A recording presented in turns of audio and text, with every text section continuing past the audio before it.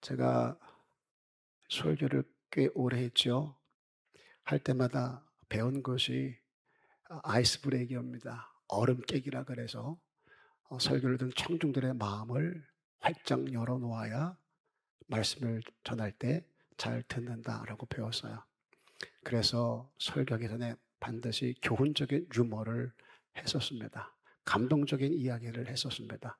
유머할 때는 웃으라고 한 것이고 감동적인 이야기할 때는 울라고 한 것이었어요.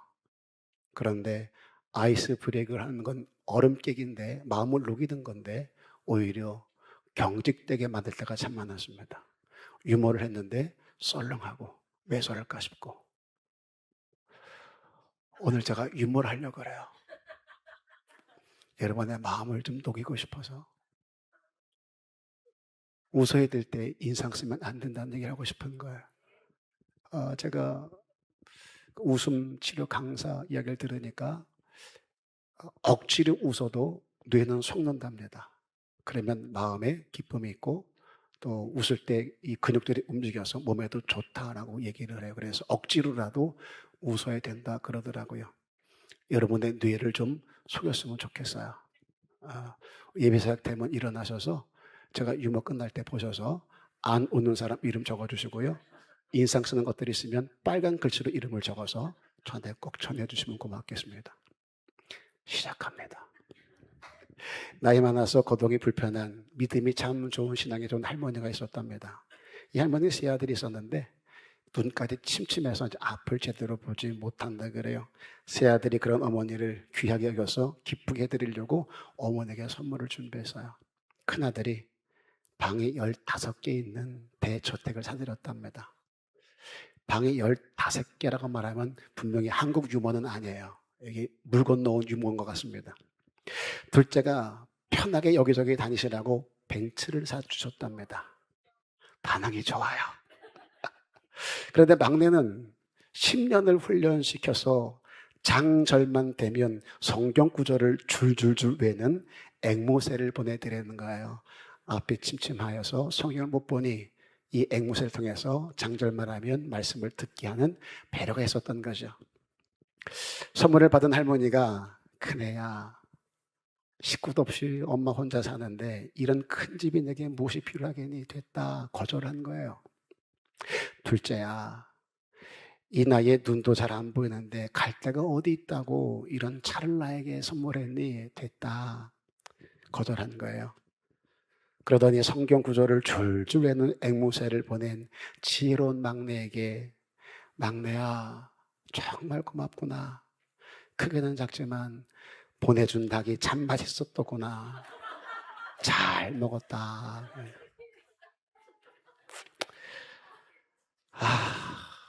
막 목사가 웃어달라고 사정을 하고 또 그 사정을 듣고 웃어준다고 기분 좋아하는 이 목사. 참 초라할 때가 너무나 많아요. 설교를 이렇게 사정까지 해가면서 해야 되나 싶은 자괴감이 들기도 합니다.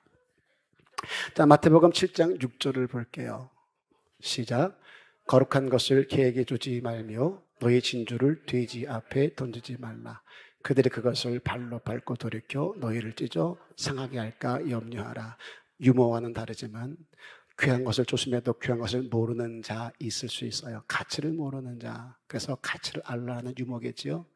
성경보다 한 단계 높은 수준의 말씀을 주셨어요. 여기서 거룩한 곳과 진정한 복음을 말합니다. 하나님 말씀을 말하지요. 이 개와 돼지는 받아들일 마음이 전혀 없는 자들을 말합니다. 의도적으로 거부하고 오히려 공격하는 사람들을 말하는 걸 거예요.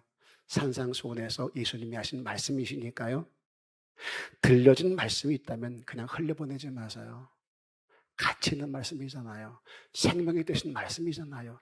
그 말씀을 내게 들려줬다면 반드시 필요하니까 들려주셨겠지요. 어찌든지 내 마음에 담아낼 수 있기를 주의 이름으로 부탁을 드립니다. 요나서를 보면서 한 가지 내가 보일 수 있어야 돼요. 오늘 마지막 날인데 요나서를 배워오면서 저게 나구나. 내가 저렇게 살았구나. 요나를 보면서 한 가지 나와 다르지 않은 나 자신을 발견할 수 있으셔야 돼요. 우리 옆 사람에게 이렇게 인사하고 시작할게요. 돼지는 되지 맙시다. 자, 요나에게 하나님의 말씀이 들려줬습니다. 가서 외쳐라. 근데 그게 내 마음에 안 드니까 도망쳤습니다. 하나님이 풍랑으로 거기를 막으시고 물고기 뱃속에서 그를 돌이키게 하셨어요. 그렇게 다시 시작할 수 있는 은혜를 받았습니다. 그렇게 니느웨에 가서 12만 명이 회개하는 걸 봤어요. 자, 그러면 하나님의 은혜와 그 일하심에 기뻐하며 감사와 찬양으로 영광 돌려야 되잖아요. 그래야 선지자인 거 아니겠어요? 그래야 선지자다움이지요. 그런데 그게 또 싫은 거예요. 그렇게 자기 분에 못 이겨서 저것들이 용서받는 것을 내가 보더니 차라리 죽는 게 낫겠다라고 볼멘 소리하며 짜증을 내는 거예요. 하나님에게. 저는 이 부분을 보면서 너무 감사했어요. 이게 난데, 이런 게 난데. 이런 요나도 사용하신 하나님이기에 오늘 내가 여기서 있을 수 있지 않나. 이런 말도 되지 않는 요나를 용납하신 하나님이기에 나 같은 자를 목사로 세워서 여러분 앞에서 설교할 수 있게 하지 않았나. 너무 감사한 거예요. 자, 고린도후서 4장 7절을 볼게요. 시작. 우리가 이 보배를 질그릇에 가졌으니 이는 심히 큰 능력은 하나님께 있고 우리에게 있지 아니함을 알게 하려 함이라. 제가 질그릇이면은 틀림이 없습니다. 전 은그릇, 금그릇들 자격과 조건을 갖추지 못해서요. 누가 봐도 질그릇입니다. 그래서 세상은 저를 우습게 보기도 하고 그래서 제가 위축되기도 합니다. 자격지심에 빠질 때도 있습니다. 흙수저이기에 금수저를 보면서 위축되고 자격지심에 빠질 때도 더러 있습니다. 그런데 좋으신 내 하나님은 그런 나를 귀하게 여겨주시고 말도 되지 않는 자리에 높이 앉혀주셔서 천하보다도 귀한 영혼인 여러분들을 제게 맡겨주셨어요. 딱 하나입니다. 내가 뭔가 잘해서 가능성이 있어서? 아니요. 네가 하는 거 아니다. 내가 한다. 네가 질그릇인 거 괜찮다. 내가 거기다가 내 능력을 담아줄 거야. 이 은혜가 제게 있기에 오늘 여러분 앞에 서서 설교라는 걸 하고 있어요. 여러분 또한 이 은혜를 받았기에 거기에 앉으셔서 생명이 되신 주님의 말씀을 들을 수 있게 됐어요. 이게 우리의 감사일 수 있어야 돼요. 옛날에 우리 어른들 그랬습니다. 내 주먹을 믿어라. 자신이 있었던 거죠. 살아보니 마음먹은 대로 열심히 살면 어찌 살아볼 수 있는 게 세상인 것 같더라라는 생각 가지고 내 주먹을 믿어라 했던 분들이 꽤 많이 있었습니다. 근데 그들의 끝을 보면 다 헛되다 인생 무상을 얘기하더라고요. 그리고 후회만 남더라고요. 그런 우리들에게 하나님 말씀하십니다. 내가 너와 함께할게. 네가 살아서 허무한 인생이 되겠지만 내가 너와 함께함으로 가치 있는 인생을 내가 만들어줄게. 이게 은혜예요. 그럼에도 그런 우리가 이 은혜를 받은 우리가 교정해야 될 것들이 더러 있더라는 거예요. 먼저는 우리의 가치의 방향을 좀 점검해 볼 수 있으셔야 돼요. 요나서 4장 5절 말씀 보겠습니다. 5절 다 같이 시작. 요나가 성읍에서 나가서 그 성읍 동쪽에 앉아 거기서 자기를 위하여 초막을 냈고 그 성읍에 무슨 일이 일어나는가를 보려고 그 그늘 아래에 앉았더라. 지금 요나가 뭘 보고 싶은 거예요? 하나님의 심판에 대한 경고를 내가 외쳤어요.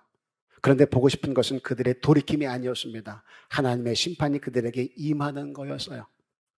이런 요나를 하나님은 교정하고 싶었던 거예요. 그렇게 하나님이 취하신 조치가 있습니다. 6절을 볼게요. 시작. 하나님 여호와께서 박농쿨을 예비하사 요나를 가리게 하셨으니 이는 그의 머리를 위하여 그늘이 지게 하며 그의 괴로움을 면하게 하려 하심이었더라. 요나가 박농쿨로 말미암아 크게 기뻐하였더니, 자, 니느웨가 심판받기를 바라는 마음으로 성읍을 지켜봤습니다. 그런 요나를 위해 박농쿨로 머리 위에 그늘을 만들어 주셨어요. 당시 해가 머리에 쪼이면 얼마인가 죽습니다. 예수님께서 십자가 졌을 때 고통 중에 하나가 바로 이거였어요. 머리에 가시관 쓰시고 뙤약변 밑에서 그 더위를 견디셔야만 했었습니다. 얼마나 고통스러운지 몰라요. 그런데 그 박넝쿨로 인해서 머리에 그늘이 생김으로 요나가 크게 기뻐했던 거예요. 그런데 하나님이 준비한 벌레로 인해서 박넝쿨을 시들게 해요. 하나님이 예비해서 박넝쿨을 주셨다가 하나님이 예비한 벌레로 그 박넝쿨을 시들게 하십니다. 해는 머리 위에 쪼이지 뜨거운 동풍을 불게 하셔서 뜨거운 동풍이 몰아치지. 그랬더니 요나가 또 힘드니 사는 것보다 죽는 것이 낫겠다라고 또 원망을 해요. 그런 요나를 보시던 하나님이 물어요. 야, 네가 성내는 게 옳으냐? 네가 박넝쿨에서 한 게 뭐가 있니? 그거 네가 심었니? 그거 네가 가꿨냐? 네가 재배했니? 그거 네 거니? 아니잖냐? 그러면 깨닫고 그 하나님을 두려워하며 엎드려야죠. 그래야 선지자지요. 그런데 또 승질을 부려요. 끝까지 자기가 옳다는 거예요. 내 안에 심겨진 신념에 있어요. 저것들은 다 죽어야 돼. 저것들은 다 멸망해야 돼.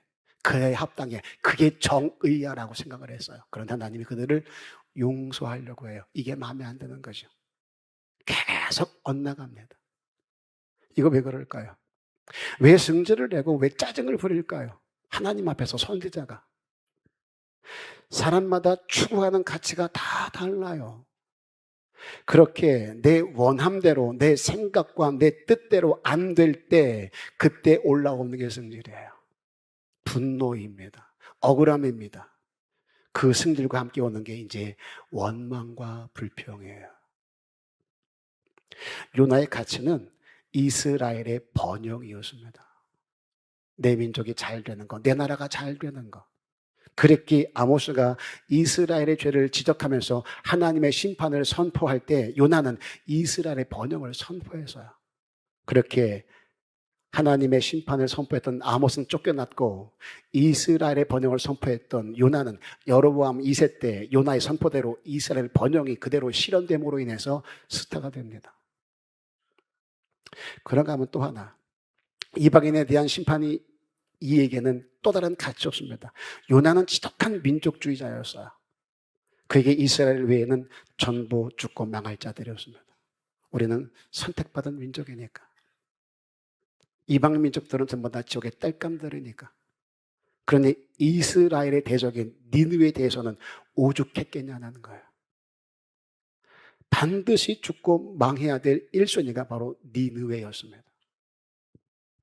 지금 요나가 추구하고 바라는 가치는 이스라엘이 번영하고 하나님의 심판으로 대적들이 멸망하는 거였어요. 내 눈으로 보는 거였어요. 마치 애국자 같죠. 우리나라가 잘 돼야 돼. 번영해야 돼. 그리고 이 나라의 대적들은 다 멸망당해야 돼. 이게 요나의 가치였습니다. 그런데 하나님의 가치는 달랐어요. 이스라엘만의 번영과 이방인에 대한 심판이 아니었습니다. 모든 피조물에 대한 긍휼이셨어요. 여기서 하나님의 가치와 요나의 가치가 충돌하기 시작합니다. 그럼 누가 내려놓아야 돼요? 하나님의 가치와 내 가치가 충돌이 일어나면, 부딪힘이 생기면 누가 깨져야 돼요? 어떻게 피조물이 창조를 이길 수 있겠습니까? 나를 만드신 목적과 뜻이 있는데 어떻게 그 목적과 뜻을 거스를 수 있겠냐는 거죠. 이건 폐악이죠. 내가 방향을 바꿔야 되는데 그게 싫은 거예요. 싫다 보니까 화가 나고, 화가 나니까 원망이 나오기 시작합니다. 출애굽했던 이스라엘이 광야에서 원망한 것도 똑같습니다.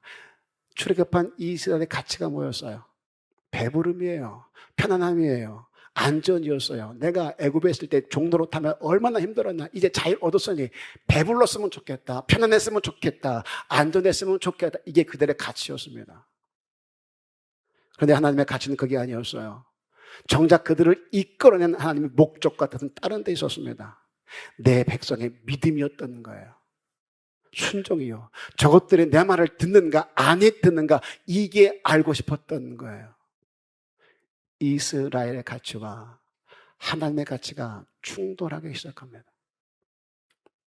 하나님은 그렇게 너와 나와의 관계의 가치를 두었는데 이스라엘은 아버지와의 관계가 아니라 하나님을 통해서 내가 배부르고 내가 평안하고 내가 편안하기를 바랬던 거예요. 이런 그들의 가치를 깨뜨리는 게 40년. 결국 깨지지 못하여 가나안 들어간 사람들이 아예 없습니다. 문제를 만날 때마다 그 가치가 자꾸 충돌하는 거예요. 나는 배부름을 원하는데, 나는 안전을 원하는데, 가는 곳마다 위협이 있고, 가는 곳마다 결핍이 있어. 그걸 통해 하나님은 네가 내 말을 듣는가 아니 듣는가 반응을 보고 싶은데 그때마다 원망으로 일관을 합니다. 아버지의 가치에 합당히 행하지를 않아요. 죽기까지 이걸 고치지를 못해요. 출애굽기 16장 2절로 3절을 볼게요. 다 같이 시작. 이스라엘 자손 온 회중이 그 광야에서 모세의 아론을 원망하여 이스라엘 자손이 그들에게 이르되 우리가 애굽 땅에서 고기 가마 곁에 앉아 있던 때와 떡을 배불리 먹던 때 여호와의 손에 죽었더라면 좋았을 것을 너희가 이 광야로 우리를 인도해 내어 이 온 회중이 줄여 죽게 하는도다. 지금 이스라엘 백성들이 추구하는 게 뭐라고요? 고기와 떡이에요. 그들의 가치가 이겁니다. 이 땅에서의 번영이에요. 그게 채워지지 아니하니까 그 결핍을 못 견딥니다. 차라리 애굽에서 죽었더라면 좋았을 것을 왜 끌고 나와서 여기서 죽게 만드냐. 요나가 한 말과 조금도 다르지 않습니다. 차라리 그때 거기서 죽었으면 좋았을 것을 요나가 말합니다. 사는 것보다 죽는 것이 나으니이다. 원망하는 사람들은 똑같습니다. 원망의 이유가 4개 있어요. 4개. 필요한 것들이 채워지지 않냐면. 문제는 내 입의 원망이 그냥 원망으로 안 끝나요. 불평으로 안 끝납니다. 민수기 14장 27절 볼게요. 시작. 나를 원망하는 이 악한 회중에게 내가 어느 때까지 참으랴. 이스라엘 자손이 나를 향하여 원망하는 바 그 원망하는 말을 내가 들었노라. 28절 그들에게 이르기를 여호와의 말씀에 내 삶을 두고 맹세하노라. 너희 말이 내 귀에 들린 대로 내가 너희에게 행하리니 너희 시체가 이 광야에 엎드러질 것이라. 너희 중에서 20세 이상으로서 계수된 자 곧 나를 원망하던 자 전부가 광야에서 죽어나갑니다.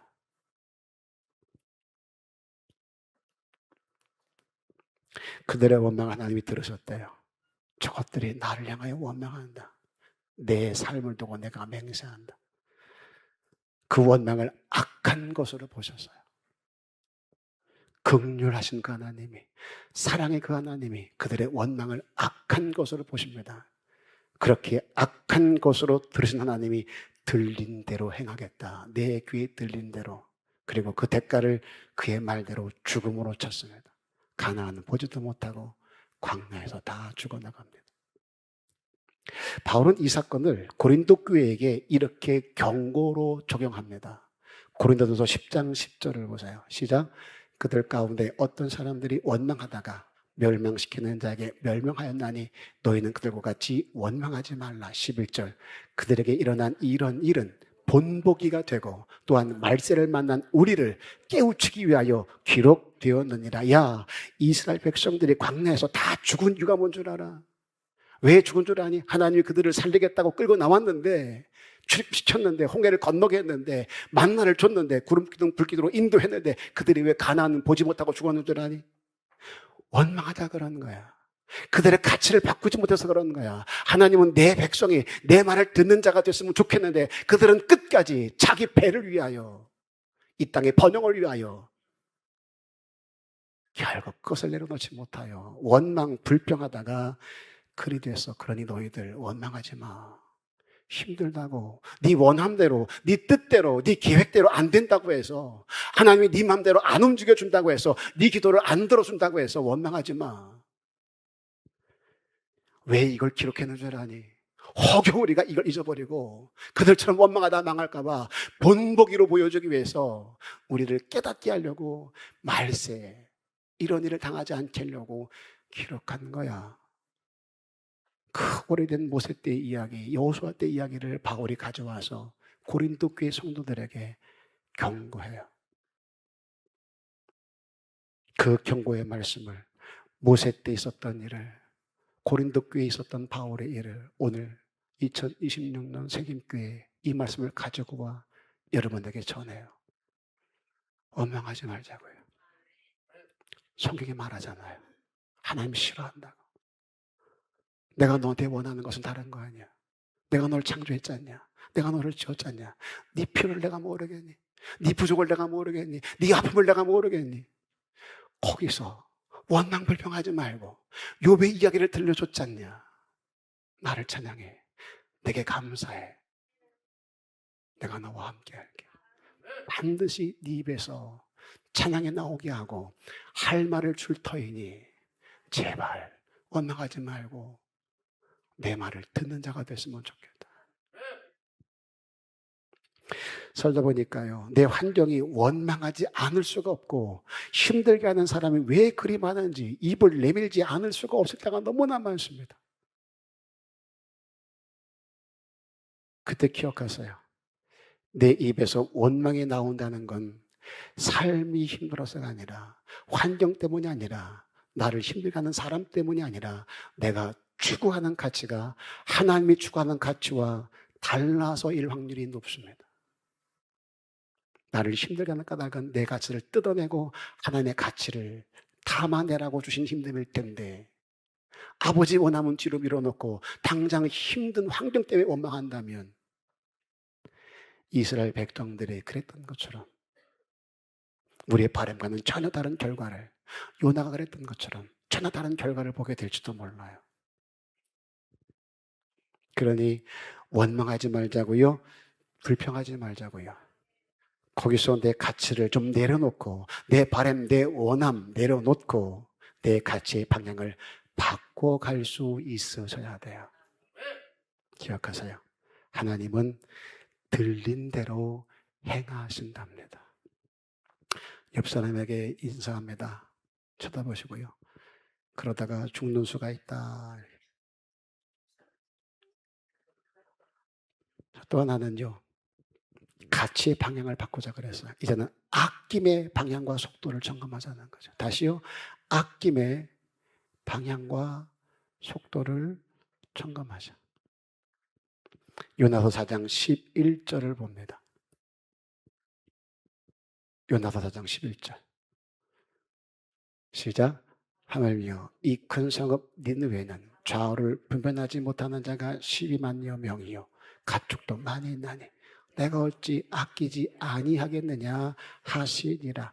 요나가 박넝쿨 하나에 마음이 상했습니다. 그랬더니 하나님이 야 그게 그렇게 아깝니? 네가 수고한 것 없지 않냐? 네가 재배한 것도 아니지 않냐? 하룻밤에 왔다가 하룻밤에 사라진 것도 그렇게 아끼면서 네 머리 위에 그늘 만든 그 박넝쿨이 하룻밤 있다가 없어진 것도 그렇게 아까워하고 아끼면서 니느웨 12만 명을 아끼던 게 그렇게 마음에 안 드니? 하나님 보실 때 박넝쿨이 아까워요. 좌우를 분별하지 못하는 12만 명이 아까워요. 이게 아버지의 마음이에요.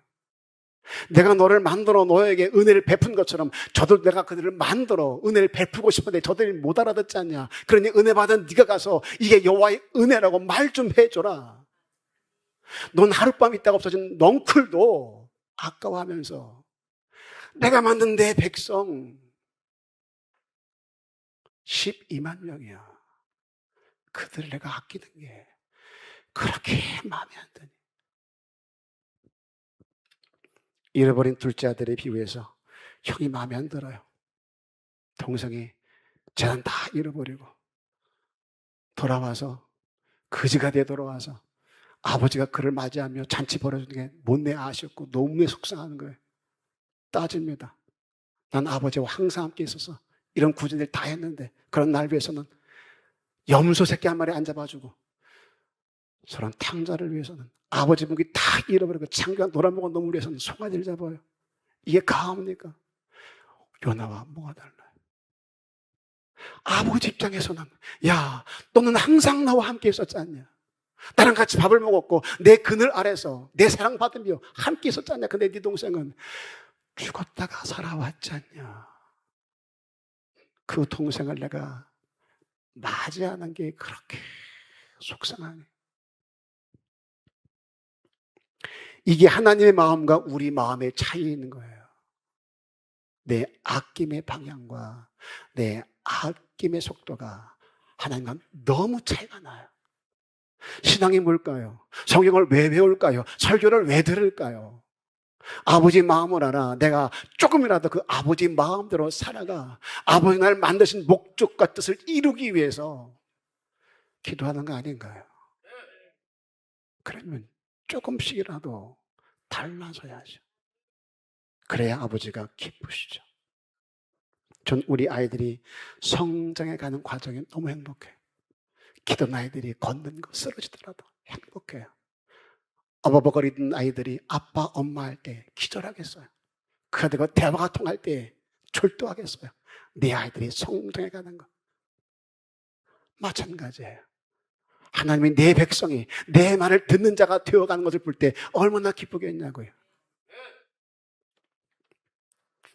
이게 하나님의 마음과 우리 마음의 차이라면 먼저는 우리에게 긍휼이 있는가, 아버지 마음에 담겨있는 그 긍휼이 내게 있는가, 이것부터 점검해 볼 수 있으셔야 돼요.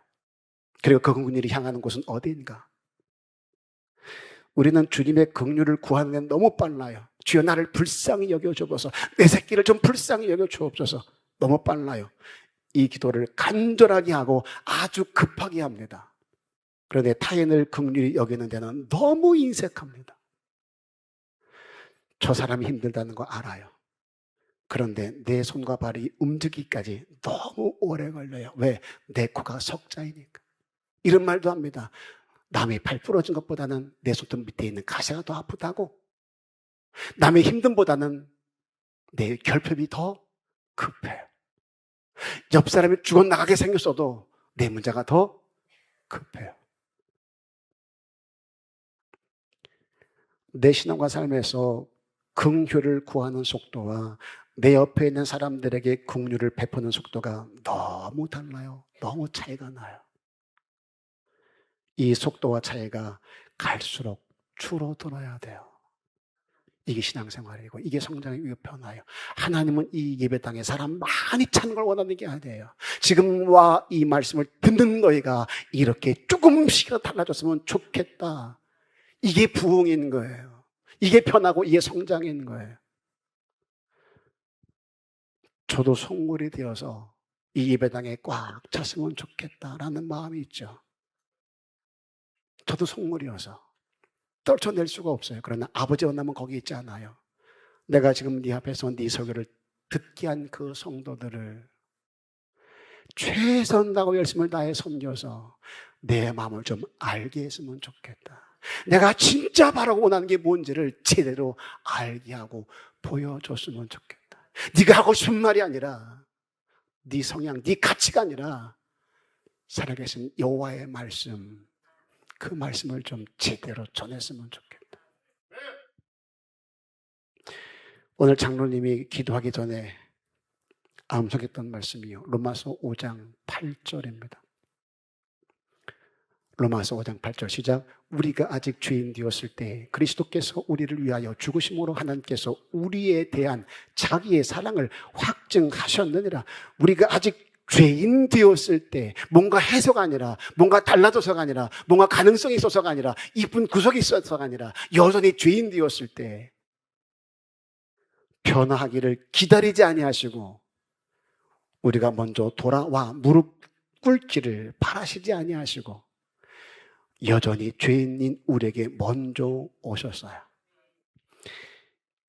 이게 하나님의 긍휼의 속도이고 방향입니다. 죄인을 향하고 그리고 자기 죄가 뭔지도 모르는 자에게 오셔서 대속의 은혜를 베풀어 줬어요.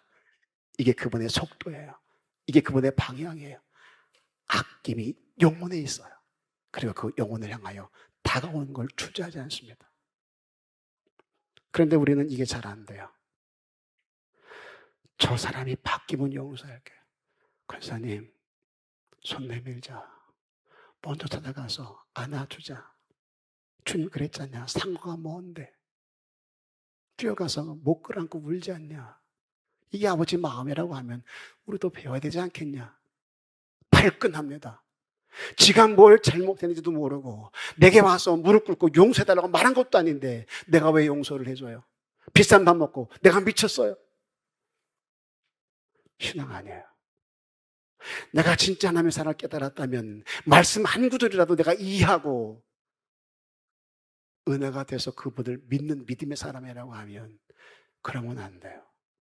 최소한 마음에 안 들면 하나님, 말씀은 들어 깨달아 알겠는데 그게 되지를 않아요. 아직 내 성정이, 내 성질이 못돼서 그런지 거기까지 이르지를 못하니 나를 불쌍히 여기시고 되게 해주세요. 이게 우리 기도가 될 수 있어야 돼요.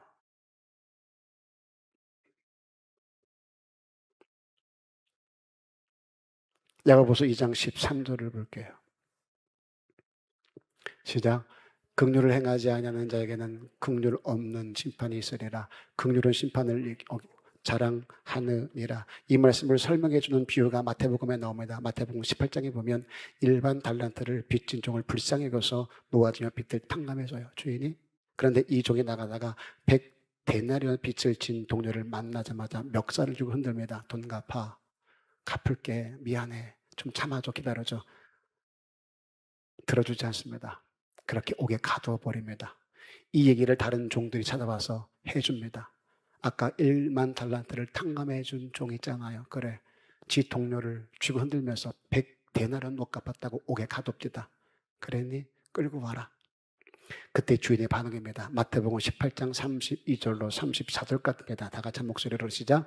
이 주인이 그를 불러다가 말하되 악한 종아, 내가 빌기에 내가 네 빚을 전부 탕감하여 주었거늘 내가 너를 불쌍히 여김과 같이 너도 네 동료를 불쌍히 여김이 마땅하지 아니하냐 하고 주인이 노하여 그 빚을 다 갚도록 그를 옥졸들에게 넘기니라. 내 귀에 들린 대로 행하니라.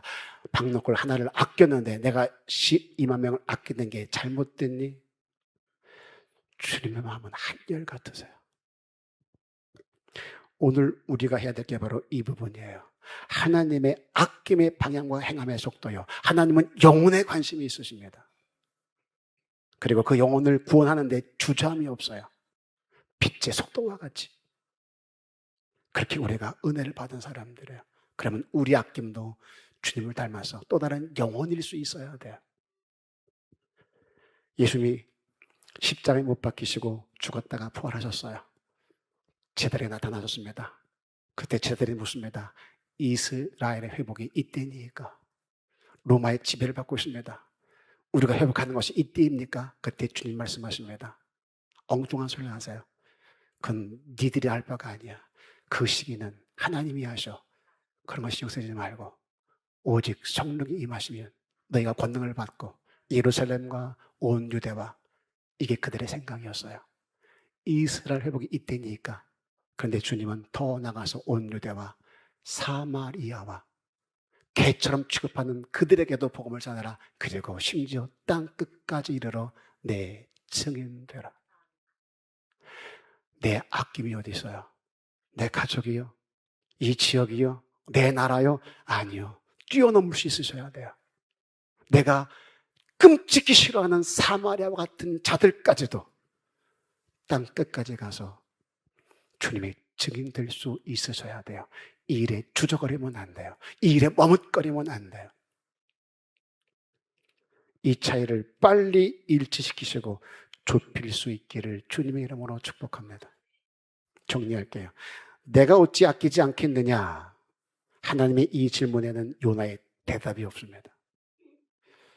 저는 이 다음에 12절부터 13절, 14절, 18절, 19절 그렇게 요나가 깨닫고 돌이키며 회개하며 아버지 마음을 그 입으로 고백했으면 좋겠는데 그 다음 이야기가 나오질 않아요. 여러분 영화 볼 때 열린 결말이라는 거 많이 들으셨죠? 요나가 하지 않은 이 대답 우리가 살아내므로 할 수 있기를 주 이름으로 부탁을 드립니다. 우리 세임교회가 이 대답을 근사하게 해나자고요. 요나가 하지 못한 대답을 우리 세임교회 성도들이 하나님 마음이 아파하게 근사하게 해냈으면 정말로 좋겠어요. 아버지 마음을 좀 시원하게 들었으면 좋겠어요. 두 가지. 그러기 위해서 가치의 방향을 점검하고 내 아낌의 방향과 속도를 좀 점검하자고요. 그렇게 하나님이 추구하는 가치와 하나님의 긍휼히 여기시는 것들을 내 신앙과 믿음에 담아서 내 삶의 현장에서 살아내므로 요나가 하지 아니한 답을 대신하는 저와 여러분 되기를 주님의 이름으로 축복합니다.